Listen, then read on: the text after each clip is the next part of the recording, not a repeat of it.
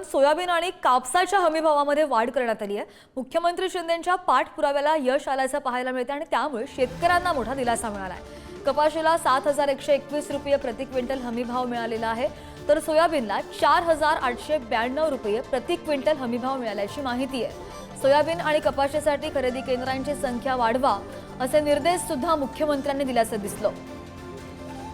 शेतकऱ्यांना यामुळे मोठा दिलासा मिळालेला आहे। केंद्र सरकारनं सोयाबीन आणि कापसाच्या हमीभावामध्ये वाढ केली आहे। कापसाचा आणि आजच जो सोयाबीन बाबत पण एक जो निर्णय झाला हमीभाव वाढवण्याचा कापसाबाबत पण झाला। मागच्या निवडणुकीमध्ये कांदा गाजलेला होता, या निवडणुकीमध्ये सोयाबीन आणि कापसाचा मुद्दा आहे। तो मार्ग काढला केंद्र सरकारने। मी स्वतः पियुष गोयल यांच्याशी बोललो, अमित भाईंशी देखील या बाबतीमध्ये बोललो आणि मोदी साहेबांनी पण आपल्या भाषणामध्ये सोयाबीनच्या बद्दल बोलले की आता सोयाबीन जे आहे MSPच्या भावाने विकत घेणार, जितके केंद्र काढायची तेवढी काढा।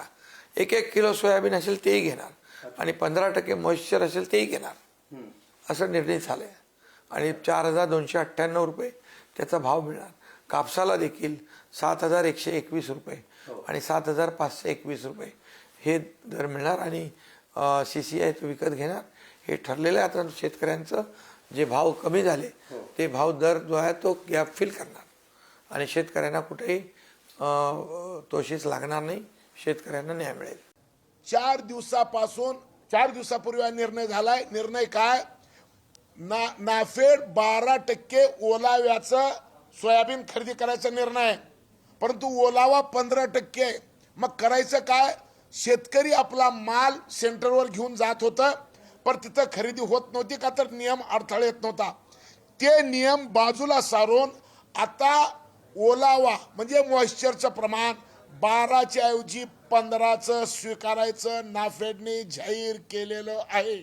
आता शेतकऱ्याला हमी भाव म्हणजे 4,892 मिळणार आहेत।